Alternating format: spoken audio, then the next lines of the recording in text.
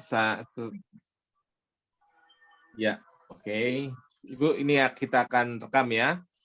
Saya mengenalkan dulu, ini penginjil Maria yang akan membagikan materi ini. Penginjil Maria lulus dari Saat ya, MDiv, lalu kemudian di MTH-nya di Alitea Lawang, dan saat ini melayani salah satunya di sebagai dosen di Salem ya, STT Salem sebagai dosen musik di sana. Untuk waktu berikutnya kita akan belajar tentang kebohongan yang kita ceritakan kepada diri sendiri. Ini menarik sekali karena Chris Turman ini beliau masih hidup dan masih sangat memberkati ya, karena pengalaman di masa lalu Chris Turman ini punya masalah-masalah yang berkaitan dengan apa yang di-sharingkan di buku ini tentang mencari pengakuan ya. Jadi ini pergumulannya dari Chris Turman ya. Dan kita kalau melihat apa yang nanti akan dibagikan ini, kira-kira manfaatnya apa, lalu kemudian kebohongan-kebohongan apa yang kita selalu katakan ya. Bu Maria bisa mulai membagikan kira-kira kebohongan-kebohongan apa yang menjadi membuat damai di hidupku, mengalir kasih dari tempat tinggi. Oke.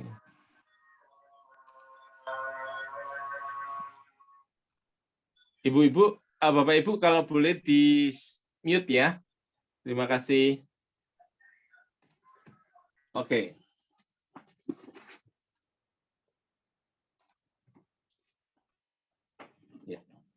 Nah, selamat malam Bapak Ibu yang dikasihi Tuhan.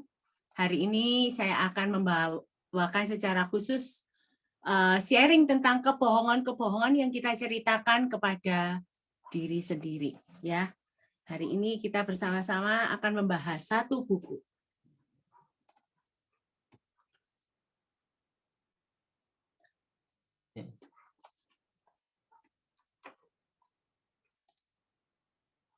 Bentar ya. Nah, ini adalah buku asli yang dari bahasa Inggris, The Lies We Believe, yang dikarang oleh Dr. Chris Turman ya. Nah, buku ini sudah diterjemahkan. Ya, ini kebohongan yang kita ceritakan kepada diri sendiri. Nah, ini ya bukunya ya, sama dengan yang saya bawa gitu ya. Ini sudah diterjemahkan ke dalam bahasa Indonesia. Nah, selanjutnya ya. Nah, sebenarnya ada beberapa kebohongan-kebohongan yang kita ceritakan kepada diri sendiri. Yang pertama yaitu kebohongan diri, kebohongan duniawi, kebohongan pernikahan, kebohongan distorsi, dan kebohongan agama. Nah, menariknya di sini, Dr. Chris Turman menceritakan sebuah kisah. Kisah ini menceritakan tentang seseorang yang terkenal pada saat itu. Ya, seseorang yang sangat terkenal pada saat itu, yaitu yang seseorang yang terkenal pada saat itu, seorang yang benar-benar berpengaruh. Ya, dia seorang TNI Angkatan Laut ya. Dia TNI Angkatan Laut yang bernama Laksamana Mike Borda. Nah, Laksamana Mike Borda ini, dia meniti karirnya luar biasa, yaitu mendaftarkan diri di Angkatan Laut pada umur 16 tahun. Nah, di awal karirnya ini, ia terpilih untuk suatu program yang diwujudkan oleh orang-orang Angkatan Laut gitu ya. Ya seperti dia akhirnya boleh menjadi prajurit. Bukan hanya menjadi prajurit, akhirnya juga dia naik pangkat menjadi laksamana ya. Laksamana. Nah, setelah itu karirnya makin meningkat, yaitu menjadi orang pertama dalam sejarah Angkatan Laut yang menjadi kepala operasi Angkatan Laut pangkat yang tertinggi di Angkatan Laut. Ia adalah pria yang berdedikasi dan pecinta keluarga, dikagumi oleh orang-orang dan menjadi bawahannya dan menjadi saksi hidup tentang seberapa jauh kerja keras dan ketekunannya waktu itu. Nah, tetapi pada tanggal 23 Mei tahun 1996, ia mengambil senjata kaliber 38, membidikkannya ke dadanya, menarik pelatuknya, dan bunuh diri. Nah, sebenarnya apa yang terjadi di tengah karirnya yang begitu luar biasa? Orang-orang bahkan justru mempunyai impian sama seperti dia, tetapi dia mengambil keputusan yang boleh dikatakan tragis. Jadi apa yang sudah dia bangun sepertinya sia-sia. Nah, ternyata menariknya ada satu kekeliruan yang tidak bisa diterima oleh dia. Apa yang dia lakukan? Ternyata dia itu mengenakan pita penghargaan di seragamnya yang sebenarnya bukan haknya. Tapi dia mengenakan pita penghargaan itu. Nah, memang di Angkatan Laut itu merupakan pelanggaran yang dapat dihukum, dipecat dari angkatan.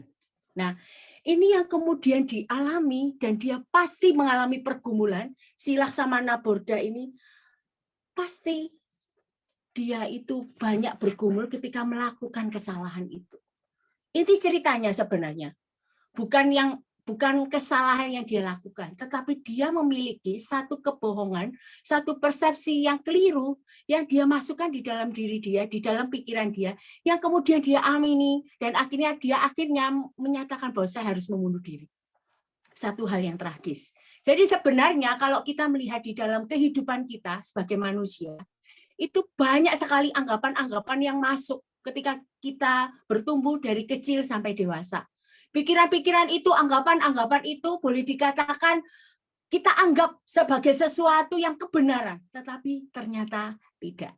Nah, seperti ini ya, boleh dikatakan Laksamana Borda kemungkinan besar dia merasa malu dan dia tidak bisa menerima dirinya kalau dia melakukan kesalahan. Akhirnya dia membunuh dirinya. Dia tidak bisa menerima konsekuensi itu. Nah, kita akan cerita. Kadang di dalam hidup kita seperti Laksamana Borda, ada kebohongan-kebohongan yang secara tidak langsung kita terima. Kita terima di dalam diri kita tanpa kita saring dulu, apakah ini atau benar. Kita akan mulai langsung di dalam kebohongan yang pertama, yaitu kebohongan diri. Nah, kebohongan diri ini ada beberapa macam. Kalau dikatakan di sini ya, dikatakan bahwa yang pertama misalnya gini, aku harus sempurna. Nah, memang perkataan ini sering diucapkan oleh orang-orang perfeksionis yang ingin punya standar. Nah, cuman dia tidak menyadari bahwa standar yang dia lakukan itu terlalu tinggi, yang tidak mungkin untuk dicapai, gitu ya. Misalnya, seseorang yang boleh dikatakan seorang mahasiswa, dia punya target setiap semester harus IP-nya 4, gitu ya. Gitu ya, dia ingin sempurna dan sempurna. Dan ketika dia tidak mencapai target itu, dia merasa bahwa dia menjadi orang yang gagal, menjadi orang yang benar-benar tidak bisa terima karena aku harus sempurna, aku harus sempurna. Itu yang dialami oleh orang-orang demikian. Sehingga akhirnya ketika seseorang mengatakan bahwa aku harus sempurna, dia akan berusaha mengejar dan mengejar supaya tetap mempertahankan yang namanya kesempurnaan. Padahal secara realita kita menyadari bahwa kita itu tidak mungkin sempurna, gitu ya, tidak mungkin sempurna. Bisa ada kalanya berprestasi, ada kalanya tidak. Nah, orang yang demikian itu sulit menerima kalau dia mengalami kegagalan, gitu ya, kegagalan. Nah, salah satu cara yang bisa dilakukan kalau kita memiliki kebohongan diri ini adalah kita perlu menurunkan standar kita. Standar yang setidak-tidaknya bisa kita capai, yang lebih realistis. Sehingga ketika kita melakukan satu tugas yang ada standarnya itu, kita bisa melakukan dengan apa? Lebih enjoy. Jadi tidak ada tekanan yang harus dicapai untuk mencapai kesempurnaan. Begitu ya. Jadi kita harus menyadari diri bahwa kita memang tidak sempurna, Kita ini manusia biasa, oleh karena itu kita perlu buat standar yang tepat sesuai dengan kemampuan kita. Gitu ya. Yang kedua, kebohongan diri yaitu aku harus dikasih dan didukung oleh semua orang. Jadi, kalau orang ngomong A, kita ikut. Kalau orang yang satu ngomong B, kita ikut. Jadi intinya ada apa? Kita berusaha untuk menyenangkan semua orang. Nah, Bapak Ibu yang dikasihi Tuhan, sebenarnya kalau mau jujur, kita itu tidak akan mungkin bisa menyenangkan semua orang. Mungkin nanti orang ngomong A begini, kita ikuti. Nanti orang lain B ngomong lain lagi, kita ikuti. Kita akan capek. Capek apa? Terus memenuhi ketentuan orang, memenuhi kesenangan orang. Ya, ada satu kisah yang menarik, cerita yang menarik tentang hal ini. Ya, ada seorang, mungkin kita pernah tahu cerita ini ya. Ada seorang bapak dan anaknya yang sedang baru saja membeli seekor keledai. Keledai ini keledai yang besar gitu ya, agak besar. Kemudian ternyata mereka itu akan membawa pulang ke rumahnya.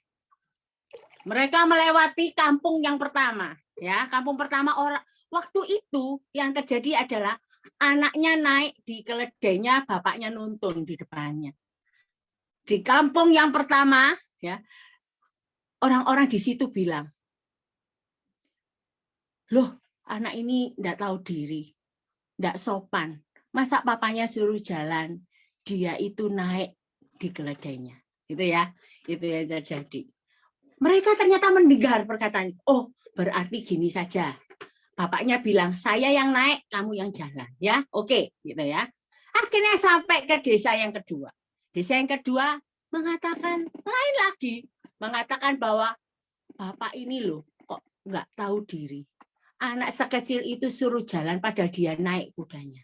Naik keledainya. Gitu ya. Oke, sampai selesai. Mereka dengar itu. Mereka bilang, oke lah. Yang terjadi adalah apa? Akhirnya mereka berdua itu tidak naik keledainya. Ya, tidak naik. Mereka nuntun sampai di desa yang ketiga, kampung yang ketiga. Di situ orang-orang itu bilang, "Loh, ngapain beli keledai kalau nggak dinaiki?" Gitu ya. Mereka dengar juga. Akhirnya yang terjadi mereka berdua naik di keledai itu. Akhirnya sampai ke desa berikutnya. Orang desa berikutnya mengatakan bahwa kasihan sekali yo keledainya. Masa dinaiki 2 orang. Nah, itu yang terjadi. Nah, sampai sedemikian jauh, ternyata sebenarnya ya, kita itu tidak bisa menyenangkan semua orang. Ya. Kalau kita melihat ini, apa yang harus kita lakukan? Kita harus menjadi seperti kita apa adanya. Ya, kita apa adanya. Karena kita harus mempertahankan apa yang benar, gitu ya. Kita harus mengetahui kalau memang itu benar, kita lakukan dengan benar, gitu ya. Kalau enggak, ya jangan dilakukan. Jadi kita melakukan itu bukan untuk mengikuti orang, untuk kesenangan orang, tetapi kita lakukan memang karena kita mau melakukannya dari isi hati kita. Dan ketika kita melakukannya, kita punya alasan mengapa kita melakukannya. Itu ya. Jadi itu. Kemudian kebohongan diri yang ketiga, lebih mudah menghindar dari masalah ketimbang menghadapinya. Nah, ini banyak dialami oleh banyak orang. Kenapa? Karena lebih baik masalah itu dihindari. Kalau dihadapi, belum tentu menyelesaikan masalah. Belum tentu saya bisa bahagia. Mungkin ketika saya menghadapi masalah, saya itu justru mengalami penderitaan. Jadi kita sepertinya lari gitu ya. Misalnya kalau menghadapi suatu tugas, misalnya ada kesulitan, lebih baik menghindar. Menghindar aja gitu ya, daripada menghadapinya. Itu menarik ya. Nah, kita ini salah satu contoh yang diberikan buku ini adalah kita para orang tua mesti memberikan memberikan pelajaran buat anak-anak kita tentang menghadapi masalah. Maksudnya begini. Ketika seseorang anak itu menghadapi masalah, itu membuat tugas. Yang perlu dilakukan adalah orang tua kadang itu kepingin, aduh tak bantu aja kerjakan ya, tak bantu aja kerjakan. Nah, kondisi itu membuat anak ini tidak bisa berkembang. Ya, mereka tidak belajar menghadapi masalah, tetapi mereka akhirnya belajar untuk menghindar dari masalah. Itu ya yang terjadi ya. Nah, itu yang harus kita perhatikan. Jadi ketika ada masalah, kita perlu hadapi. Karena memang ya kita perlu menghadapinya, gitu ya. Karena memang masalah itu terkadang Tuhan pakai untuk membuat kita menjadi lebih baik, bertumbuh lebih bagus, kerohanian kita makin matang. Jadi, apapun masalah, kalau kita sebagai orang percaya, tetap hadapi. Karena ada Tuhan bersama kita. Gitu ya. Oke, selanjutnya, kebon diri selanjutnya adalah jika segalanya sesuai dengan kehendakku, baru aku bahagia. Ingatlah bahwa setiap apa yang menjadi kehendak kita belum tentu terjadi, terlaksana. Seringkali berjalan tidak seperti yang kita harapkan. Mungkin hari ini kita akan mau pergi, tapi kita tahu bahwa waduh hari ini kok hujan. Kepinginnya enggak hujan, tetapi hujan. Nah, jangan sampai situasi itu yang menentukan kita bahagia atau tidak, karena tidak sesuai kehendak kita. Gitu ya. Jadi kalau sesuai baru kita bahagia. Tidak ya. Karena tidak selalu kehendak kita itu yang baik gitu ya. Karena kehendak kita baru menyadari bahwa kehendak kita itu kadang belum tentu mendatangkan kebaikan buat kita. Ya. Nah, jadi kalau boleh dikatakan di sini kita harus datang ke dunia nyata. Salah satu contoh yang bisa kita lihat di dalam pernikahan, misalnya ya kalau kita lihat fairy tale seperti Cinderella, berbahagia selama-lamanya, gitu ya. Tidak selalu sebahagian gitu ya, walaupun memang kehidupan pernikahan itu bahagia, tapi tidak bisa selama-lamanya gitu. Baru kemudian kita bahagia, gitu ya. Jadi itu yang perlu kita perhatikan. Kadang-kala seperti misalnya ada PHK, itu tidak sesuai atau pasti dengan kehendak kita. Kita pinginnya tetap terus bisa bekerja, tetapi itu kan kehendak kita, ya. Tetapi Tuhan mungkin punya kehendak lain yang jauh lebih baik, yang belum pernah kita pikirkan. Baru ketika kita mengalami, baru melihat kehendak Tuhan, oh ini loh, ya. Jadi kehendak kita bukan yang terutama dan menjadi penentu kalau kita bahagia. Selanjutnya ya, ketidakbahagiaanku adalah gara-gara kesalahan orang lain. Nah, ini ya, orang-orang yang demikian, yang memiliki kebohongan diri biasanya suka tunjuk jari. Orang bilang kalau tunjuk jari itu berarti apa? 1 jari ke depan tapi 4-nya itu ke kita, gitu ya. Jadi istilahnya begini, orang yang sehat secara psikologis itu bertanggung jawab terhadap diri sendiri. Jadi dia bahagia atau tidak itu bukan karena orang lain. Misalnya begini, hari ini kita terlambat datang kerja, misalnya begitu ya. Wah, hari itu kita tidak bahagia sekali. Tapi dia menyalahkan orang lain. Iya, soalnya ada tadi itu loh kecelakaan, orang lain itu loh yang bikin salah, padahal enggak ya. Jadi itu yang perlu kita perhatikan, bahwa ketidakbahagiaan kita itu bukan kesalahan orang lain, tetapi gitu ya, kita perlu melihat bahwa kita bahagia atau tidak itu pilihan kita, gitu ya, pilihan kita, bukan karena orang lain. Oke, selanjutnya ini kebohongan diri ya, semua kepada diri. Selanjutnya kita akan melihat kebohongan duniawi. Nah, kebohongan duniawi itu seperti gini. Aku dapat memiliki segalanya. Aku dapat memiliki segalanya. Nah, istilahnya begini. Ingatlah bahwa manusia pada dasarnya tidak bisa memiliki segala-galanya di dalam hidupnya. Ya, ada bagian-bagian yang seseorang mengatakan ya, tapi bagian lain mengatakan tidak. Maksudnya bagaimana? Nah, kadang ada orang-orang yang berusaha bekerja sekeras mungkin supaya apa? Mendapatkan kekayaan yang sebanyak-banyaknya, ya, menjadi orang yang workaholic, sehingga akhirnya tujuannya apa? Bisa membahagiakan keluarganya.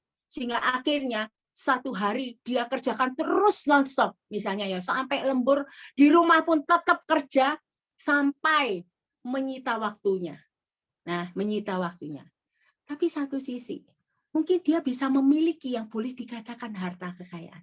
Tetapi satu sisi, dia belum memiliki, mungkin ada kebahagiaan dalam keluarga. Maksudnya begini, dia pasti karena waktu tersita semuanya ke pekerjaan, sehingga keluarga itu menjadi nomor 2. Sehingga dia mungkin tidak memiliki kedekatan emosional dengan anak-anak, dengan istri. Misalnya begitu ya. Jadi boleh dikatakan orang yang demikian ini akhirnya apa? Mengorbankan keluarga demi ini. Itu yang maksudnya kita tidak dapat memiliki segala-galanya. Kalau kita mengatakan A yang di sini, belum tentu B kita bisa memilikinya. Itu ya, yang itu kebohongan duniawi yang kadang kita terima. Selanjutnya, prestasiku menentukan harga diriku. Maksudnya apa? Kalau aku tidak berprestasi, harga diriku rendah. Gitu ya. Misalnya begini, kadang orang begitu luar biasa, punya standar misalnya gelar. Saya pernah satu kali melihat satu buku. Saya lupa pengarangnya siapa, tapi saya baru menyadari bahwa gelarnya itu ada 12. Bayangkan ya 12 ya. Memang usianya sudah tua. Tetapi kadang kalau nggak punya gelar, harga diri kita jatuh. Ya, misalnya begitu. Kalau misalnya kita nggak punya jabatan tertinggi, harga diri kita jatuh. Kenapa? Karena duniawi mengatakan kalau seseorang itu berhasil memiliki jabatan tertentu itu luar biasa, akan dikagumi, akan ditinggikan, gitu ya. Nah, kita harus menyadari bahwa harga diri kita tidak ditentukan oleh prestasi. Bukan berarti kita tidak boleh berprestasi, gitu ya. Tetapi jangan sampai prestasi kita itu menentukan harga diri kita, padahal harga diri kita di mata Tuhan itu kita adalah orang-orang yang berharga di mata Tuhan, ya. Jadi itu sudah cukup. Jadi walaupun misalnya ada seseorang yang tidak memiliki gelar apapun, itu tidak mempengaruhi harga diri seseorang, gitu ya. Jadi itu yang perlu kita lihat, ya, bahwa harga diri kita itu sama dengan harga diri orang lain juga, gitu ya. Kenapa? Ya, untuk orang-orang yang tidak berprestasi atau sama berprestasinya, Tuhan juga mau mati buat mereka semua, gitu ya. Jadi jangan sampai harga diri kita ditentukan dengan prestasi atau sesuatu yang kita sudah capai. Selanjutnya, hidup ini seharusnya mudah. Nah, Bapak Ibu yang dikasihi Tuhan, betul enggak hidup ini seharusnya mudah? Seharusnya mudah, betul enggak? Enggak ya. Jadi kadang itu kita itu mengalami kesulitan-kesulitan. Memang betul, saat ini itu dalam pengertian kita itu teknologi makin maju. Segala sesuatu dilakukan dengan mesin, segala sesuatu dilakukan dengan instan, apapun itu ya. Kalau dulu orang harus cuci pakai tangan begini, tapi sekarang sudah ada mesin cuci. Itu contohnya. Kemudian pembayaran dulu harus pakai uang cash tunai, tetapi sekarang sudah pakai flash, ya, sudah pakai misalnya kartu debit dan sebagainya. Tidak, maksudnya kita tetap bisa mengakui bahwa itulah era globalisasi sekarang. Teknologi-teknologi yang makin maju kita bisa ikuti. Tidak menutup kemungkinan bisa dilakukan. Namun akhirnya kehidupan yang mudah, yang instan ini akhirnya terbawa menjadi gaya hidup seseorang. Gaya hidup seseorang punya segala sesuatu mudah. Apa-apa langsung bisa diambil, apa-apa bisa diraih. Bahkan orang-orang tertentu ya, membeli sesuatu yang sebenarnya bukan budgetnya, bukan kebutuhannya, supaya apa? Supaya cepat dapatnya. Padahal hal itu belum tentu benar. Sesuatu yang didapat dengan cepat waktunya belum tentu benar, belum tentu berguna. Salah satu contoh, misalnya begini.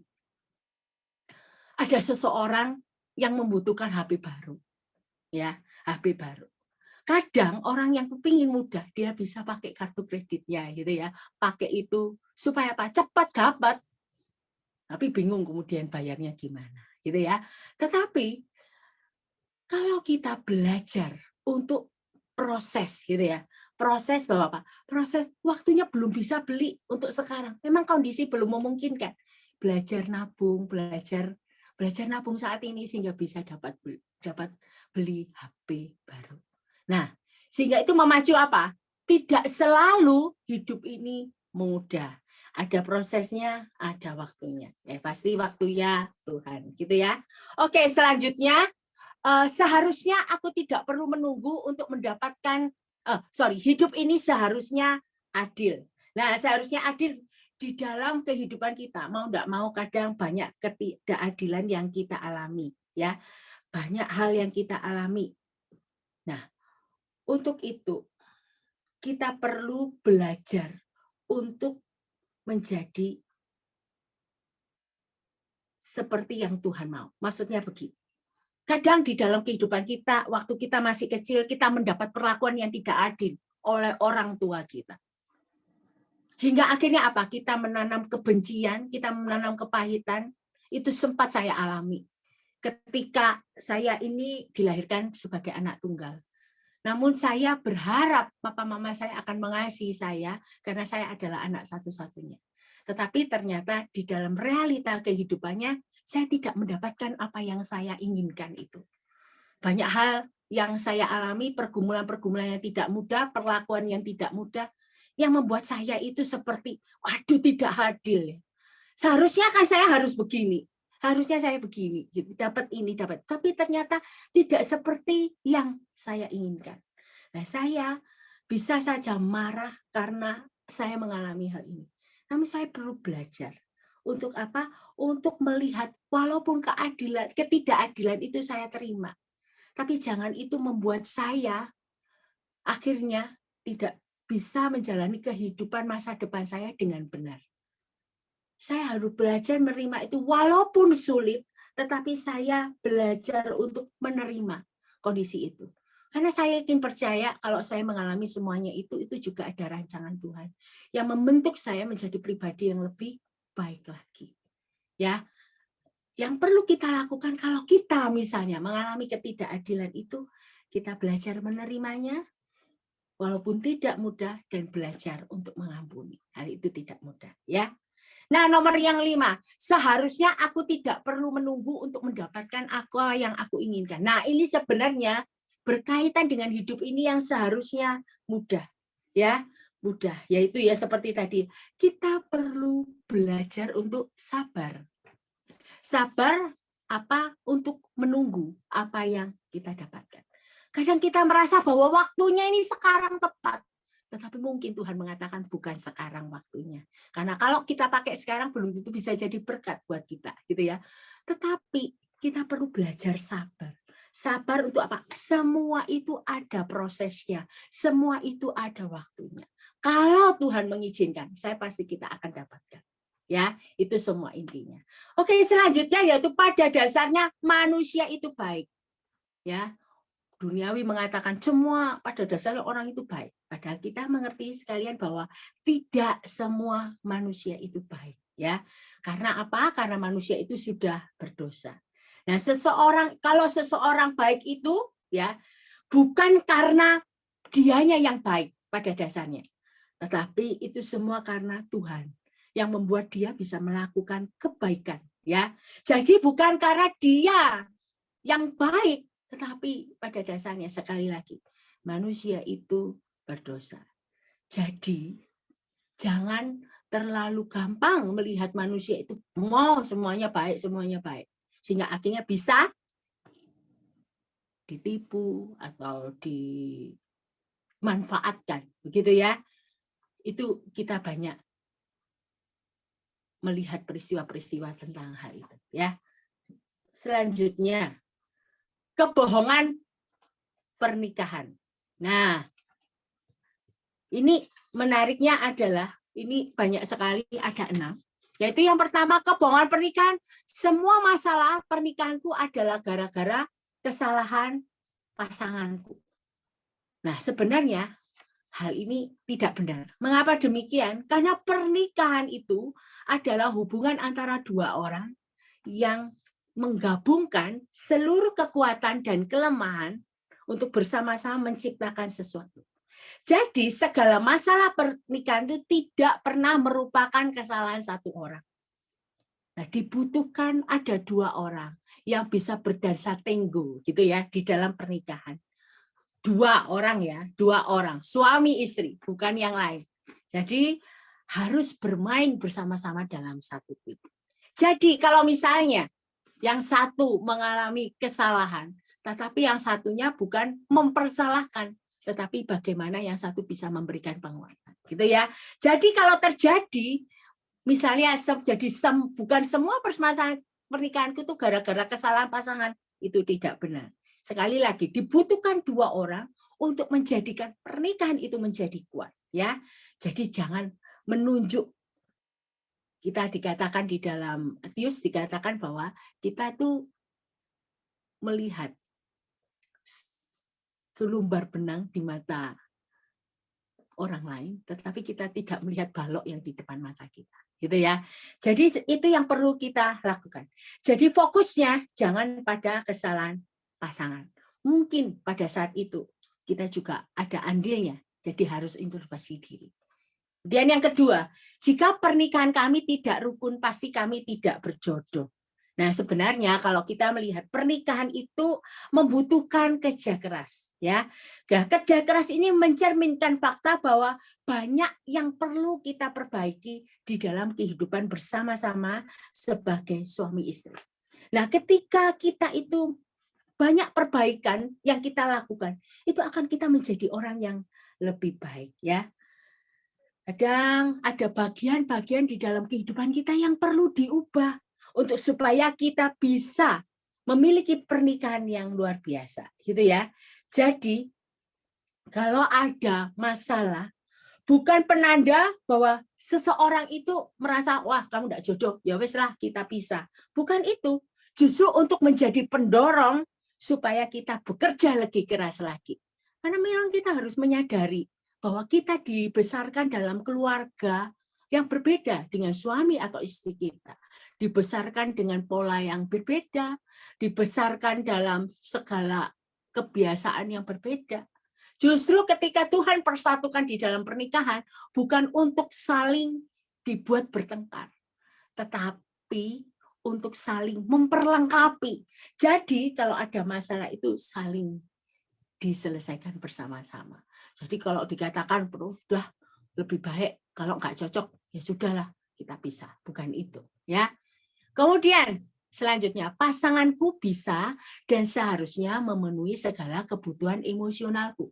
Nah ini banyak hal yang terjadi perpisahan, perceraian di dalam pernikahan ketika misalnya begini. Setiap orang itu ketika dia bertumbuh besar di suatu keluarga, pasti kadang memiliki satu kebutuhan emosional yang belum dipenuhi ketika belum menikah. Itu salah satu contoh seperti saya. Saya itu waktu itu merasa bahwa saya butuh kebutuhan emosional yang saya butuhkan pada saat itu adalah apa? Merasa diperhatikan, gitu ya. Merasa diperhatikan dan dikasihi. Nah, itu kebutuhan emosional kita. Nah, ketika kita itu mencari pasangan hidup, biasanya kita itu berusaha mencari pasangan yang diharapkan dia bisa memenuhi kebutuhan emosional saya itu. Jadi saya ingin pasangan yang nanti bisa mengerti saya, bisa memahami saya, bisa mengasihi saya, bisa menghargai saya. Tetapi ketika ternyata di dalam pernikahan misalnya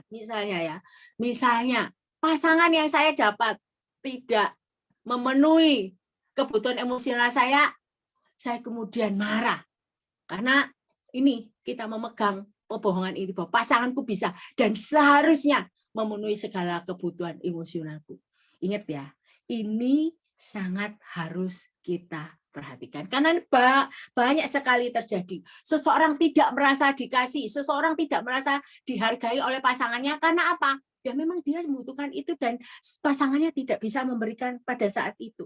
Ya, jadi kadang itu yang terjadi. Ya, padahal kalau semua harus memenuhi kebutuhan emosional kita, wah, kita tidak tahu jadinya pernikahan itu bagaimana. Kalau satu orang minta, oh pasangan ini harus memenuhi kebutuhanku. Kemudian pasangannya bilang, kamu juga harus memenuhi kebutuhan emosional saya. Gitu ya. Akan tidak selesai-selesai. Begitu ya. Karena tidak seorang pun itu dapat menjadi pemenuhan kebutuhan yang sempurna dari orang lain. Nah, kalau kebutuhan kita itu butuh segala kebutuhan emosional kita ini banyak, maka tidak harus pasangan yang memenuhi kebutuhan emosional. Tetapi misalnya kita bisa punya kegiatan-kegiatan, banyak kegiatan, kemudian dengan teman-teman. Nah, itu salah satu cara kita bisa memenuhi kebutuhan emosional kita. Gitu ya. Tidak harus pasangan yang seharusnya memenuhi semuanya, tetapi bisa dari rekan-rekan, mungkin dari teman gereja, kita bisa hangout bareng kalau misalnya kita merasa mau diterima gitu ya. Selanjutnya, pasanganku berhutang budi padaku atas segala yang kuperbuat untuknya. Kadang seorang istri sudah melakukan, sudah masak, sudah bersih-bersih rumah, sudah cuci baju, sudah melakukan apa. Kemudian ketika suaminya pulang dari kerja, dia kok duduk, tidak melakukan apa-apa. Kemudian ini ya, jadi sepertinya dia ngomong, aku sudah melakukan ini loh, ini loh, kamu kok nggak melakukan apa-apa ketika pulang. Nah gitu ya. Jadi ingatlah bahwa ketika kita melakukan semuanya itu bukan supaya untuk hitung-hitungan gitu ya, tetapi kita lakukan kan untuk kita itu bisa bersama-sama membina rumah tangga gitu ya, kan semuanya untuk kebaikan bersama. Jadi jangan sampai kita hitung-hitungan dengan hal ini ya, karena memang kita perlu melakukannya tanpa pamrih gitu ya, tanpa pamrih ya. Jadi ingatlah bahwa pasangan itu tidak berhutang budi untuk apapun, segala apapun yang kita lakukan. Selanjutnya, seharusnya aku tidak perlu berubah untuk menjadikan pernikahan kami lebih baik. Kadang apa yang terjadi bahwa dia tidak mau berubah. Kalau kamu sayang aku ya, terimalah aku apa adanya. Aku tidak mau berubah. Nah, kalau kayak gini, bukan menjadi suatu cinta yang boleh dikatakan berbagi, tetapi menjadi cinta yang egois. Kalau kamu sudah, aku kayak gini ya, kamu harus terima aku apa adanya. Nah, apakah itu menjadi suatu pernikahan yang bertumbuh? Justru ketika seseorang itu mau berubah, baik suami atau istri, itu menjadi pernikahan yang lebih baik, pernikahan yang lebih indah. Karena kalau dikatakan satu daging itu boleh dikatakan walaupun kita bersatu dalam satu daging, itu saling merubah satu dengan yang lain menjadi pribadi yang baik. Selanjutnya, pasanganku seharusnya sama sepertiku. Nah, ini yang seringkali juga harus dihadapi, bahwa kita harus dan baru mengasihi terima pasangan kalau pasangan itu berpikir, bertindak, berasa seperti kita. Salah ya. Kenapa? Karena memang Tuhan menciptakan kita sebagai pribadi yang unik. Nah, justru ketika Tuhan memberikan kita keberbedaan, itu membuat kita saling melengkapi. Nah, terus terang ya, saya dengan Pak Daniel itu ya, suami saya, itu berbeda sekali. Justru ketika berbeda, bukan berharap bahwa saya harus seperti dia atau dia seperti saya, bukan. Tetapi justru dengan keberbedaan itu membuat pernikahan kami jadi lebih kaya ya. Justru dengan berbeda itu membuat satu pernikahan yang berbeda. Karena memang Tuhan berikan pasangan suami istri pasti berbeda. Coba kita lihat pasangan kita ya. Itu salah satu yang bisa. Justru ketika kita itu sama-sama berbeda, itu membuat pernikahan itu perlu dilakukan dengan kerja keras. Gitu ya. Oke, selanjutnya. Nah, kebohongan distorsi. Nah, distorsi ini boleh dikatakan sesuatu yang kayak seperti menguras energi kita, gitu ya. Nah, ini banyak hal yang kita terjadi di kebohongan distorsi. Yang pertama, pembesaran, yaitu membesar-besarkan masalah sepele. Misalnya gini, ada satu kejadian, misalnya seorang anak gitu ya, seorang anak dia itu lupa membereskan mainannya. Ketika mamanya pulang dari kerja, dia melihat mainan anaknya masih terbengkelai. Yang dilakukan adalah apa? Mengapa ini kamu seperti ini? Dia menjadi emosional dan akhirnya dia berperilaku tidak baik. Bisa mukul anak itu, mungkin bisa marahin anak itu supaya anak itu tidak melakukan hal yang lain. Nah, jika kita ingatlah bahwa kita perlu melihat kesalahan itu dalam porsinya, gitu ya.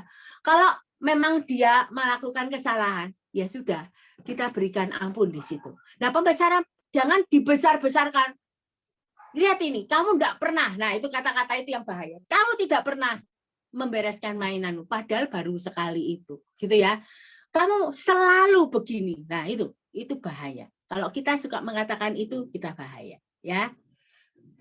Kita harus melihat realita apa adanya. Kalau memang kali itu dia baru melakukan kesalahan, ya kita bilang, ya loh, lain kali jangan diulangi lagi ya, gitu ya. Mungkin itu lebih baik daripada kalau kita besar-besarkan masalahnya. Selanjutnya personalisasi. Maksudnya apa? Segalanya diambil dari hati. Nah, ini maksudnya begini. Seseorang itu terlalu melebihkan sesuatu kejadian sehingga berkaitan dengan dia. Misalnya, seperti anak kecil, itu kan suka berpikir egois. Egois seolah-olah segala yang terjadi di sekeliling kita itu menyangkut kita. Contohnya misalnya gini, ada teman-temannya gitu ya, lagi ngomong-ngomong sesuatu, tiba-tiba anak ini lewat, tiba-tiba langsung buyar. Oh, itu mungkin tadi lagi bicarain aku ya. Pokoknya segala sesuatu dikaitkan ke diri kita ya. Kalau mengambil hati itu basic, reaksi kita akan berlebihan. Nah, itu ya. Jadi mempersulit keadaan. Ketika dia lihat temannya gitu, kemudian dia lewat, ternyata itu minggir. Waduh, ini pasti bicarain aku. Mereka semua benci sama aku. Jadi akhirnya semuanya itu melebar gitu ya. Personalisasi. Ingatlah, perbuatan yang seseorang lakukan itu pencerminan siapa diri mereka sesungguhnya. Jadi jika seseorang melakukan satu perbuatan kepada kita, baik atau yang tidak baik itu pun, itu pernyataan tentang siapa dia. Jadi bukan kita, bukan mengenai masalah kita, tetapi masalah tentang dia, gitu ya. Jadi orang akan bersikap seperti apa adanya, itu adalah orang itu. Jadi nggak ada hubungannya dengan kita. Gitu ya, yang perlu kita melihat. Selanjutnya yaitu polarisasi. Polarisasi itu memandang segalanya hitam putih. Jadi orang yang kaku, tidak fleksibel. Kalau enggak ya, kalau enggak ya enggak. Maksudnya dalam pengertian kalau sesuatu ekstrim gitu ya. Misalnya melihat sesuatu itu harus seperti yang dia inginkan. Kalau enggak ya enggak gitu ya. Jadi tidak bisa fleksibel, tidak bisa mengubah, tidak bisa seperti kayak boleh dikatakan itu kayak harga mati gitu ya. Itu tidak boleh yang kita lakukan. Nah, tentunya kayak gini juga bisa. Salah satu sikap yang bisa dilakukan juga begini. Jika seorang menganggap sombong gitu ya, merasa bahwa orang lain itu punya kesalahan yang perlu kita lihat gitu ya. Kita lihat, oh orang ini tidak benar, tidak mungkin aku melakukannya. Nah, seperti itu. Jadi tidak melihat situasi dengan secara sisi kelabu, tapi hanya mempersalahkan. Oh kamu salah. Oh kamu benar gitu ya. Jadi lebih kaku. Oke, selanjutnya abstraksi selektif, yaitu tidak melihat hutannya tapi fokusnya pada pohonnya. Maksudnya apa? Fokus kepada hal-hal yang sepele sehingga tidak melihat gambaran besarnya, gitu ya. Misalnya ini ada kisah cerita, ada seseorang ketika presentasi ternyata nyenggol LCD gitu ya, sehingga LCD-nya jatuh dan mesin itu tidak bisa dilakukan lagi, tidak bisa dipakai lagi. Akhirnya harus cari lagi LCD baru untuk ini. Nah, ternyata dia tuh orang yang mengalami abstraksi selektif, dia akan merasa bersalah, aduh betapa bodohnya saya, mengapa saya melakukan kesalahan itu. Jadi ada rasa bersalah. Padahal setelah presentasi selesai, bosnya itu pandang dia, manggil dia dan katakan, "Loh, presentasimu tadi bagus loh." Dia tapi dengan perkataan pujian itu sampai menutup harga diri karena dia merasa apa?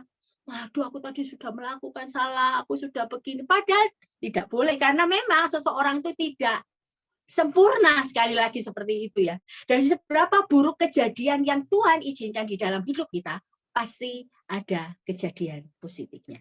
Jadi setiap kejadian jangan dilihat dari negatifnya saja, ya.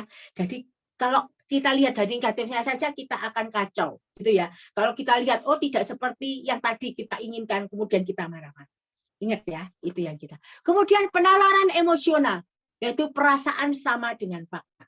Misalnya, saya tidak akan berhasil, saya tidak akan mungkin bisa begitu terus melakukannya, saya tidak mungkin. Kata-kata yang boleh dikatakan membuat apa ya, ramalan masa depan kita yang negatif membuat kita akhirnya tidak perlu kerja keras. Toh akhirnya nanti aku tidak berhasil. Ngapain aku kerja? Toh akhirnya aku nggak bisa melakukan apa. Ngapain aku jadi itu ya? Padahal faktanya belum tentu. Boleh kita melihat ya, seperti contohnya Ayub ketika teman-temannya berusaha mempersalahkan dia. Faktanya tidak seperti yang dikatakan, gitu ya. Itu hanya perasaan dan biasanya kita yang dilakukan itu yang dikatakan perasa belum tentu sama dengan faktanya, gitu ya. Nah, kalau kita di dalam kehidupan sehari-hari hanya berdasarkan perasaan, bukan berarti kita tidak boleh berasa ya. Tetapi kalau perasaan itu menjadi yang terutama, itu akan membahayakan kita. Karena kita sebenarnya boleh menyadari bahwa kita bisa berubah kok. Kita bisa jadi lebih baik kok. Bukan perasaan itu yang menentukan. Bukan kata-kata itu yang membuat kita akhirnya mengiyakan, akhirnya benar terjadi. Begitu ya. Oke, selanjutnya. Kebohongan agama, ini yang terakhir gitu ya. Nah, kasih Allah harus diupayakan. Apa maksudnya? Kadang kita melihat bahwa, oh kalau kita tidak baik, Tuhan tidak akan mengasihi aku. Jadi harus diusahakan supaya kita berbuat baik, masih kasih baru kita terima kasih Allah. Tidak. Ingat Roma 2 ayat 8-9. Ayat 8-9. Oleh karena kasih karunia kamu diselamatkan. Bukan karena usahamu. Tetapi itu pemberian Allah, kasih karunia dari Allah. Jadi Allah itu tetap mengasihi kita, gitu ya, mengasihi kita apa adanya, gitu ya. Jadi kasih Allah itu tetap diberikan kepada kita, ketika kita pun masih berdosa. Itu ada di dalam kitab Roma, gitu ya. Jadi kasih Allah ini tetap kita terima, gitu ya. Tidak perlu menunggu kita itu jadi baik dulu baru kita dikasih, enggak. Nggak perlu kita berbuat baru, enggak. Karena memang kasih Allah itu adalah anugerah. Gitu ya. Nah, yang kedua, Allah membenci dosa dan si pendosa. Ini tekanannya. Memang betul Allah membenci dosa. Tetapi ingatlah, bukan si pendosanya. Si pendosanya itu yaitu yang melakukan perbuatan dosa itu. Ingat Tuhan itu memberikan kesempatan. Di dalam pelayanan ini kita tahu bahwa Allah tidak membenci pendosa. Salah satu contohnya seperti seorang wanita yang dibawa oleh orang-orang ahli Taurat dan ahli Farisi yang ketahuan berselingkuh, berzina gitu ya, dibawa ke Tuhan Yesus. Apa yang dilakukan oleh Tuhan Yesus? Apakah dia membenci? Tidak. Bahkan ketika Yesus mengatakan, siapa yang tidak merasa berdosa silakan lempar dulu batu ke perempuan. Tidak ada orang, bahkan Yesus sendiri pun tidak melakukannya. Bahkan dia mengatakan, jangan berdosa, kamu pergi, jangan berdosa lagi. Ya, menarik ya. Nah, kalau Tuhan itu membenci pendosa, tidak akan pernah ada karya keselamatan. Itu yang perlu kita sadari. Oke, yang ketiga. Karena aku umat Kristen, Allah akan melindungi dari kepedihan dan penderitaan. Ingat loh ya, kalau kita jadi orang Kristen, kita belum tentu mulus. Ada penderitaan, ada kepedihan, gitu ya. Tidak. Kalau misalnya kita tidak alami, puji Tuhan. Walaupun kita alami kepedihan, puji Tuhan. Mengapa? Karena kita sebagai orang Kristen, walaupun Tuhan berikan kita penderitaan, kepedihan, ada tangan Tuhan yang menopang. Ada Tuhan yang memberi kekuatan buat kita. Gitu ya, itu pentingnya kita. Jadi Tuhan pernah mengatakan bahwa siap orang yang mengikut aku akan menyangkal diri, memikul salib. Penghiburannya seperti itu tadi.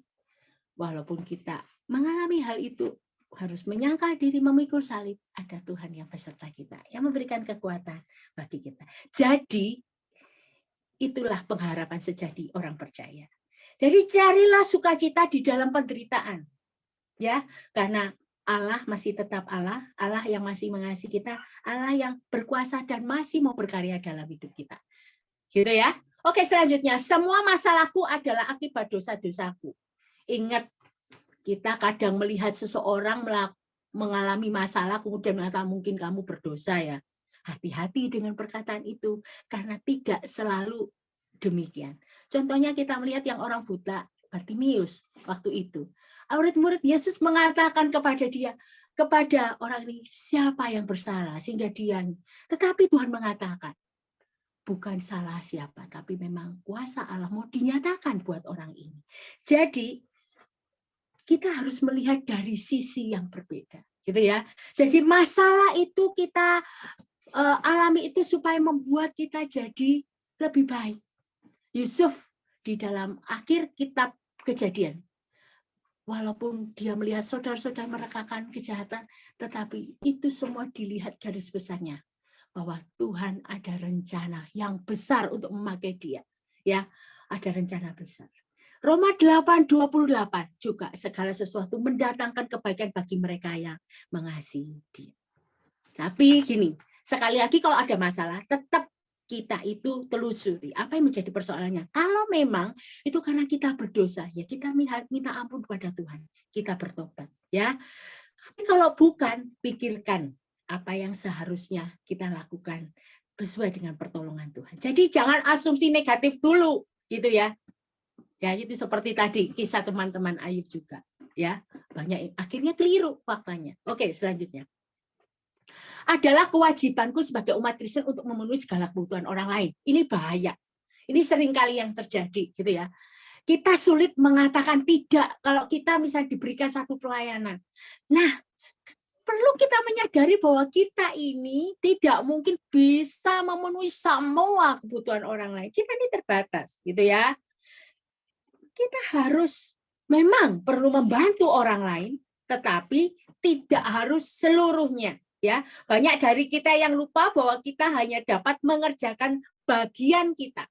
Orang lain melakukan bagiannya masing-masing. Intinya apa? Tidak harus menjawab ya. Ya harus bersifat asertif. Asertif itu bisa tegas. Kalau aku tidak mampu ya jangan ngomong iya. Nanti kalau kita tidak bisa melakukan, kita tidak dianggap juga tidak bertanggung jawab. Tapi kalau kita ya dan melakukan, kita capek sendiri. Kenapa? Kita memenuhi segala kebutuhan orang lain, gitu ya. Tapi bukan berarti kita tidak membantu, tetap membantu. Tapi kita lihat porsinya. Kalau saya bisa segini ya kita lakukan segini. Jadi belajar berkata tidak. Yesus pun juga melakukan hal yang sama. Gitu ya, dia tidak memenuhi segala kebutuhan orang lain. Banyak orang-orang yang sakit pada saat itu, tetapi tidak semua disembuhkan, gitu ya. Banyak orang yang meninggal saat itu, tetapi tidak semua dibangkitkan, ya. Bukan berarti Tuhan pilih kasih, itu hak Allah sendiri, kedaulatan Allah sendiri, gitu ya. Oke, selanjutnya, seorang umat Kristiani yang baik tak mungkin marah, cemas atau depresi. Nah, ini perlu kita sadari bahwa sebenarnya Tuhan itu menciptakan kita dengan emosi-emosi, ya, berbagai macam emosi, emosi positif, misalnya bahagia, senang, sukacita dan sebagainya. Tetapi di sisi lain Tuhan juga berikan kepada kita emosi yang negatif, marah, cemas, depresi, sedih dan sebagainya. Ini Tuhan berikan kepada setiap orang untuk saling melengkapi supaya kita juga bisa mengekspresikan apa yang seharusnya kita lakukan. Jadi kalau dikatakan tidak mungkin, ya tidak mungkin gitu ya. Karena memang Tuhan menciptakan kita itu satu paket. Ada positif, ada negatif. Ada emosi yang baik, ada yang tidak disukai. Siapa orang yang mau sedih? Tapi kalau Tuhan izinkan sedih, Tuhan juga izinkan satu peristiwa ya kita alami sedih. Jadi izinkan untuk kita juga bisa berekspresi, beremosi yang tidak seperti yang kita inginkan, gitu misalnya marah. Tuhan juga melakukan hal yang sama. Tuhan juga sempat sedih gitu ya, melihat ke Yerusalem, orang-orang yang tidak bertobat. Tuhan merasa sedih, akhirnya menangis. Tuhan bisa marah ketika mengusir orang-orang yang berjual beli di pelataran Bait Allah. Nah, ini kita realistis gitu ya, realistis bahwa umat Kristen itu izinkan. Tentu pasti ada porsinya, bukan marah tidak terkendali, kemudian depresi tidak terkendali, bukan, tetapi ada batasnya. Ada saatnya gitu kita alami, tapi kita pada saat itu kita mengerti, iya, saat ini aku marah. Kita mengakuinya di hadapan Tuhan. Tuhan bantu aku supaya tidak bisa menguasai diri, tidak meluap, gitu ya. Aku lagi cemas, Tuhan perlu bantu. Itu bedanya kita kalau jadi orang Kristen. Ada Tuhan yang bantu kita untuk membuat ngerem kita. Itu ya, ketiga. Selanjutnya, Allah tidak dapat menggunakanku kecuali aku kuat secara rohani. Nah, ini sering orang-orang mengatakan bahwa kalau aku bisa melakukan firman Tuhan, baru Tuhan gunakan aku. Enggak loh ya. Kebanyakan di dalam Alkitab Tuhan juga pakai orang-orang yang tidak sempurna untuk melakukan rencananya di dalam hidupnya. Kita lihat ya, banyak orang yang tidak sempurna, seperti boleh dikatakan seperti Petrus gitu ya. Kalau kita lihat yang lain siapa? Matius gitu ya, dan banyak hal. Jadi Allah itu ingin kita memakai kita, walaupun mungkin kita belum kuat secara rohani. Justru kadang Tuhan tuh pakai kita, di situ kita belajar untuk makin bertumbuh. Kalau kita nunggu sampai kita itu kuat secara rohani, baru kita melayani Tuhan, baru aku mau Tuhan pakai, ya enggak akan mungkin. Kenapa? Itu proses untuk menjadi bertumbuh, menjadi rohani itu ada proses dan itu panjang seumur hidup. Jadi justru ketika kita menyerahkan diri, ya saya lemah Tuhan. Tapi bantu aku, bisa jadi alatmu, bisa jadi berkatmu. Ya itu bisa menolong saya. Selanjutnya, sobat, apa yang perlu kita lakukan? Ya kita perlu menyadari kebohongan-kebohongan apa yang selama ini kita percayai, gitu ya. Kita percaya mungkin kita kebohongan selalu melihat saya harus sempurna, harus sempurna. Itu dulu. Kita melihat dulu, setelah itu mencari apa kebenarannya, solusinya. Tentunya ini kita juga membutuhkan hikmat daripada Tuhan, gitu ya. Mencari apa kebenarannya. Kalau itu memang tidak benar, saya harus berlaku apa? Seperti tadi, ya kita punya standar yang realistis, gitu. Karena semua orang tidak sempurna, itu harus kita lihat, gitu. Ada kebenaran-kebenaran. Selanjutnya, kita punya kemauan untuk berubah, ya. Ya mendoakan dan melibatkan Tuhan. Tuhan, aku mau berubah, aku nggak mau kaku lagi, aku nggak mau kasar lagi, aku nggak mau terlalu dominan atau dan sebagainya. Bantu aku Tuhan. Jadi berdoa, gitu ya. Nah, selanjutnya melihat sebagaimana Tuhan melihat kita. Nah, ini ada singkatan yang menarik yang dibuat oleh anak saya, yaitu KBT Rampu. Yaitu apa? Kita harus melihat bagaimana kita di hadapan Tuhan, bagaimana Allah melihat kita. Kita ini adalah orang-orang yang dikasihi. Buktinya apa? Tuhan sudah mati buat kita, gitu ya. Kita ini berharga. Tuhan ciptakan kita paling tinggi dari semua ciptaan yang ada. Ya, dari semua ciptaan yang ada hanya kita yang memiliki akal budi. Kita diciptakan serupa dan segambar dengan Allah. Gitu ya, menarik ya. Dan kita diterima. Diterima maksudnya apa? Diterima apa adanya kita, bukan ada apanya. Apa adanya kita karena Dia yang menciptakan kita. Dia tahu ketika Tuhan ciptakan kita, Tuhan tahu apa yang menjadi kelemahan kita, kekuatan kita, dan itu Tuhan terima seutuhnya diri kita. Selanjutnya, kita ini adalah anak-anak yang diampuni, yang mendapat pengampunan dari Tuhan karena memang sudah menjadi manusia berdosa.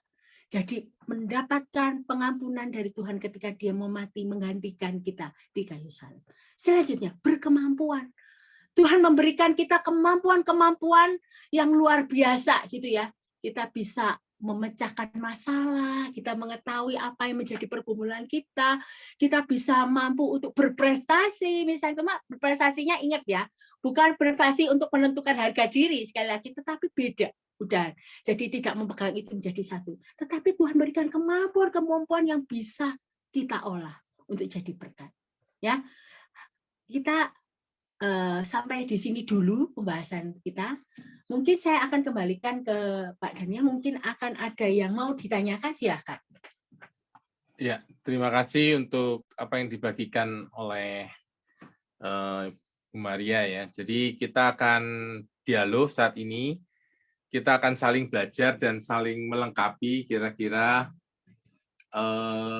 kita dapat apa atau kita ingin ada pertanyaan apa atau ada sesuatu, kita saling menambahkan dan saling belajar ya dalam satu buku yang terbaru dari Chris Turman ini ya. Bapak Chris Turman ini membuat buku yang terbaru Stop Shielding. Hentikan kata-kata seharusnya. Nah, jadi artinya saya coba melihat dari apa yang dibagikan tadi itu kebohongan-kebohongan ya. Saya seharusnya diterima semua orang, saya seharusnya perfeksionis, saya seharusnya dapat memuaskan kebutuhan semua orang atau semua orang harus memuaskan segala kebutuhan saya. Nah, kata seharusnya itu diganti dalam hidup kita ini. Kata seharusnya, should dalam bahasa Inggris itu ya, kata seharusnya atau harus diganti dengan kata saya mau. Ya, jadi semakin kita mengganti kata seharusnya itu, kita stop, jiwa kita lebih sehat. Ya, saya seharusnya hebat, saya seharusnya berhasil, saya seharusnya ini, saya seharusnya, karena itu berlawanan dengan realita, ya. Jadi itu artinya kita sedang mengutuk ya, mengutuk diri kita ya, atau merendahkan karya Kristus. Nah, maksudnya adalah yang saya dapatkan itu dari Kristurman itu sebagai tambahan ya. Kita ganti kata seharusnya itu dengan kata saya mau. Daripada berkata saya seharusnya jadi orang kaya atau orang yang hebat atau harus ini ya. Kita ganti dengan saya mau, diganti saya mau ya. Saya seharusnya sehat emosi. Nah, daripada ngomong begitu, lebih baik mengatakan saya mau sehat emosi. Saya mau bertumbuh. Ya, daripada ngomong saya seharusnya bertumbuh, saya seharusnya. Nah, artinya apa? Kalau kita ini mengatakan begitu, kita ini sedang menganiaya jiwa kita ya. Jadi kita akan membuat diri kita makin tambah tidak berbahagia, tidak berdaya. Jadi menurut saya apa yang dibagikan oleh Kristurman ini sangat baik di dalam arti kita ganti kata seharusnya dengan kata mau. Ya, oke, itu tambahan dari saya. Mungkin dari rekan-rekan yang lain ingin bertanya atau ingin menambahkan. Kita di sini saling belajar ya, namanya komunitas keluarga aktif belajar ini kita sama-sama saling memperlengkapi.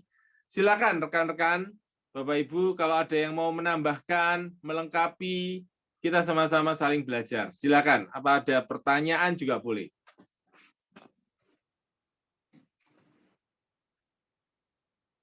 Silakan. Tanya ya. Ya, silakan Bu Mariana. Ini ada hubungannya dengan gambar diri seseorang nggak ya, Bu? Atau Pak? Ya. Nah, masalah yang ini yang tadi dipaparkan itu orang menjadi begini ini itu apa ada hubungannya dengan gambar dirinya gitu. Ya itu Ya. aja pertanyaannya. Ya, terima kasih Bu Mariana untuk pertanyaannya. Nah, kalau saya melihat memang itu secara tidak langsung berkaitan dengan gambar diri. Kalau seseorang pasti bisa melihat yang tadi KB terampu itu, setidak-tidaknya bisa mengatasi sehingga tidak memiliki kebohongan-kebohongan, tidak mempercayai kebohongan-kebohongan yang itu tadi ya. Jadi kalau saya sudah merasa bahwa saya berharga di hadapan Tuhan, maka saya tidak akan pernah melihat bahwa prestasi menjadi penentu harga diri saya. Gitu. Contohnya begitu ya. Jadi pasti berhubungan dengan gambar diri. Kalau gambar diri kita beres, bisa saja kita mengalami kebohongan-kebohongan yang banyak diceritakan yang kita iman, tapi tidak separah ketika seseorang punya gambar diri yang jelek. Ketika seseorang punya gambar diri yang jelek, makin memperparah sehingga lebih mempercayai kebohongan-kebohongan itu. Itu ya Bu Mariana. Ya, bisa menjawab? Ya Bu, terima kasih. Sama.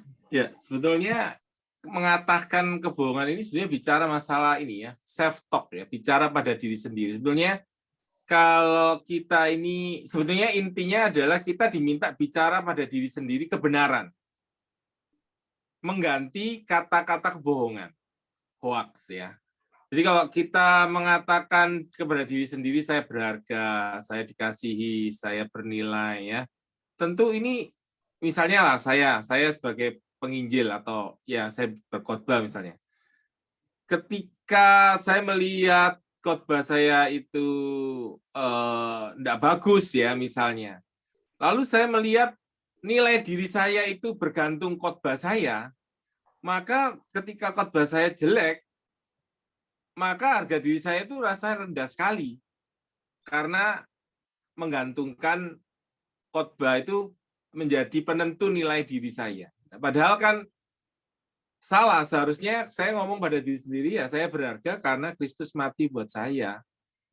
Dan dalam pandangan Allah, saya berharga. Mau khotbah saya itu kadang bagus, kadang jelek, tidak mempengaruhi nilai diri di hadapan Allah. Nah, itu yang maksud saya, kalau kita nggak punya konsep yang benar, ya, dunia ini kan, iblis ini kan mau menanamkan Kalau kamu berprestasi baru kamu berharga.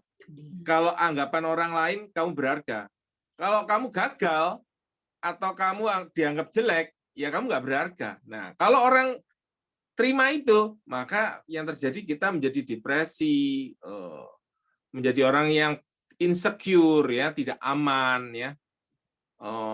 Dampaknya kalau kita tidak aman ini, kita bisa saling sikut, ya, sama yang lain, saling menjelekkan, saling ini, ya. Itu dampak-dampaknya. Jadi perilaku kita bisa sangat merugikan orang lain, ya. Ketika kita menjadi orang yang insecure, rendah diri, ya. Kita menjadi orang suka merendahkan orang, ya. Nah, itu dampaknya. Jadi memang ada kaitan erat, apa yang kita bicarakan pada diri kita sendiri ini memang menentukan gambar diri kita, ya, salah satunya. Oke, silakan kalau ada yang mau menambahkan yang lainnya, silakan. Ibu, ada yang mau menambahkan, silakan, atau ada yang mau bertanya?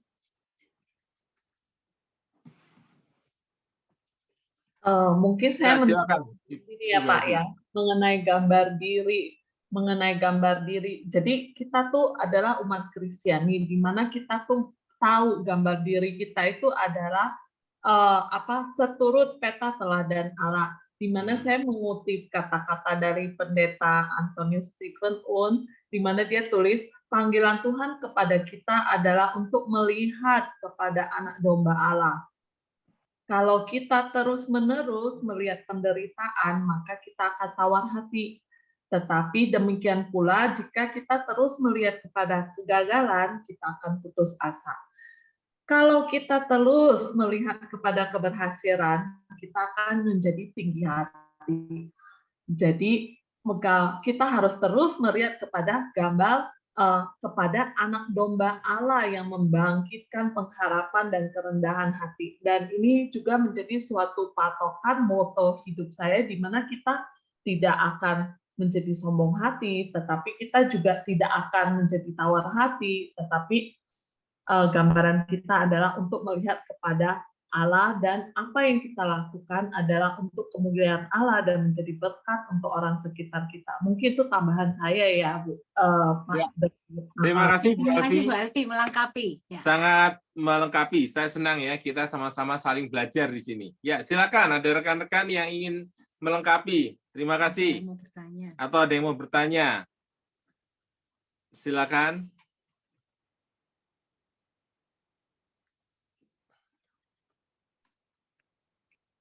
Ada lagi yang ingin Susunjin ya.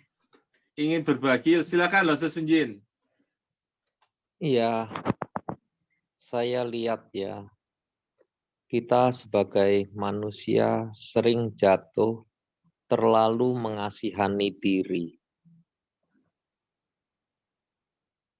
Dan mengasihani diri, akibatnya kita menjadi egois.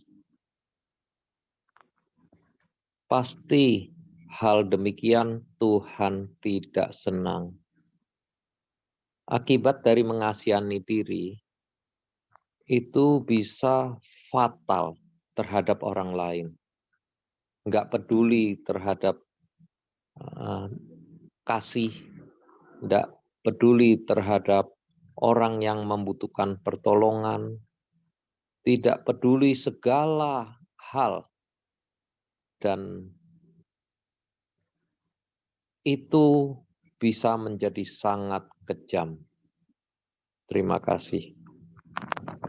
Ya, terima kasih Loh Sunjin.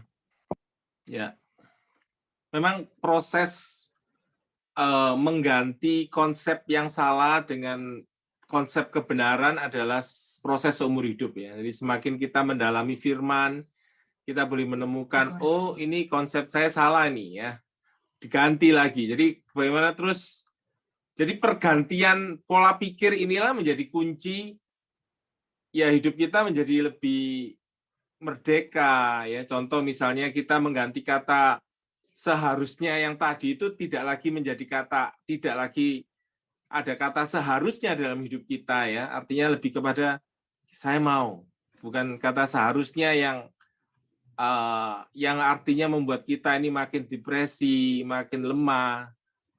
Artinya justru ketika kita ini membebaskan diri kita ya dari dari sesuatu yang kita berbuat hal yang menyiksa diri, lalu dengan memberikan kasih karunia belas kasihan pada diri secara tepat, hidup kita lebih merdeka, dan kalau kita lebih berbahagia ya, kita lebih memberkati orang. Ya begitu ya. Kalau kita lebih berenergi ya, kita lebih bisa menjadi berkat buat orang lain. Silakan, ada lagi yang lain yang mau memberikan memberikan masukan atau ada sesuatu yang ingin dibagikan, silakan. Ya. Minggu depan pertemuan kita kembali Rabu ya, karena kemarin itu kami ada acara. Silakan, apakah ada lagi yang lain rekan-rekan yang ingin membagikan sesuatu? Saudara-saudara, bagi yang ingin tertarik itu ya, ini buku ini sudah diterjemahkan di Indonesia, bahasa Indonesia, dan teman-teman boleh lihat YouTube-nya ya, YouTube-nya Chris Turman. Kalau saudara bisa bahasa Inggris, ini sangat baik yang dibagikan oleh Chris Turman ini. Mengenai Bu Foni yang tadi tanya mengenai materi ya, mungkin nanti bisa WA ke saya, WA ke kami gitu ya, WA ke kami, mungkin materinya bisa kami berikan gitu ya. Oh, bisa dikirim lewat bisa WA. dikirim lewat WA gitu ya. Oh iya, terima kasih, tadi saya sudah screenshot. Oh iya, iya, wah, iya. ya. Ya, terima kasih. Nah, yang ingin menambahkan, mungkin Bu Foni ada sesuatu yang ingin dibagikan, boleh? Oke. Sebagai pendengar gitu. Ya. Oke, Bapak. Ya, terima kasih. Oke. Oke, ada lagi rekan-rekan yang ingin sharing sesuatu? Kalau tidak ada, enggak apa-apa. Kita akan foto kalau boleh. Boleh Buka kameranya. Silakan, Mas Sunjin. Ya, silakan. Saya lihat ya, kunci dari hidup kita bisa berkenan kepada Tuhan ialah kalau kita punya relasi yang benar dengan Tuhan kita. Kalau relasi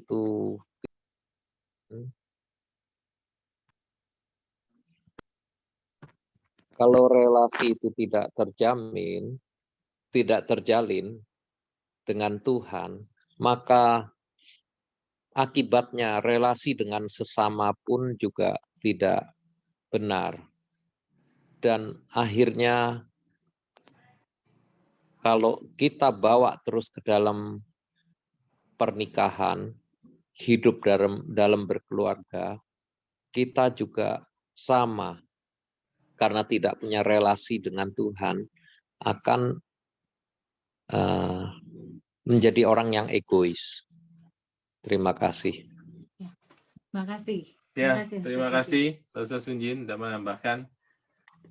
Kita akan foto, kalau saudara boleh buka kamera, boleh. Kalau yang belum bisa, enggak apa-apa ya. Oke. Bisa saya hitung sampai hitungan 5 ya. Oke. Terima kasih. 1, 2, 3, 4, 5 ya, saya fotoin. Oke, terima kasih rekan-rekan. Kita akan minggu depan yang akan membagikan adalah Bapak Samuel Budiman. Ya, Bapak Samuel Budiman ini ya. Beliau dari saat MTH Counseling akan berbagi. Kita akan sama-sama belajar tentang kehendak bebas ya dalam relasi dalam kerajaan Allah. Nanti kira-kira apa itu, minggu depan kita akan dengarkan dari Pak Samuel. Oke, kita akan tutup di dalam doa. Saya minta Pak Tik ya untuk boleh tutup kita di dalam doa. Pendeta Tikyo untuk boleh memimpin dalam doa ya. Baik, mari kita berdoa. Tuhan, terima kasih kami boleh bersama-sama bertemu malam hari ini untuk belajar tentang kebenaran, tentang bagaimana kami berpikir tentang diri sendiri. Kami mengaku kami orang-orang yang bersalah dalam banyak hal dan termasuk dalam anggapan-anggapan terhadap diri kami. Tapi kami bersyukur dalam kelemahan kami mempunyai Tuhan yang mengasihi kami, yang menuntun kami dan mengingatkan kami, Tuhan yang menjaga hati kami dengan kekuatan ilahi. Kepadamulah kami datang dan mohon tuntunan, supaya kami boleh melihat dengan baik bagaimana Tuhan melihat hidup kami, dan dengan terang itulah kami berjalan, menjalani hidup kami sebagai orang percaya. Terima kasih untuk masukan dari untuk teman-teman yang bergabung, sudah memberikan tanggapan juga dan masukan. Kami bersyukur kepada Tuhan. Kami menyerahkan istirahat kami malam hari ini, Tuhan berkati, dan Tuhan pertemukan kami kembali minggu depan untuk bersama-sama bersekutu. Terpujilah nama Tuhan, demi Yesus Juru Selamat kami yang hidup, kami berdoa dan mengucap syukur. Amin. Ya, Amin. terima kasih, Pak Dik. Terima kasih rekan-rekan, Bapak Terima Ibu kasih. yang sudah hadir. Terima kasih, Ci Maria. Terima Terima Ya, kasih. Tuhan berkati. Tuhan berkati. Tuhan berkati Kami pada dulu ya. Bu Selamat Maria. malam. Rutin boleh ini ketik Menuliskan di chat, Chat nanti kan nomor kami HP-nya. kirimkan. Yang sudah enggak apa-apa, enggak usah yang sudah, yang tahu. Kalau mungkin ada yang belum punya untuk dapatkan ininya, boleh ya, boleh ditulis di chatnya nomor HP-nya atau langsung ngomong juga boleh.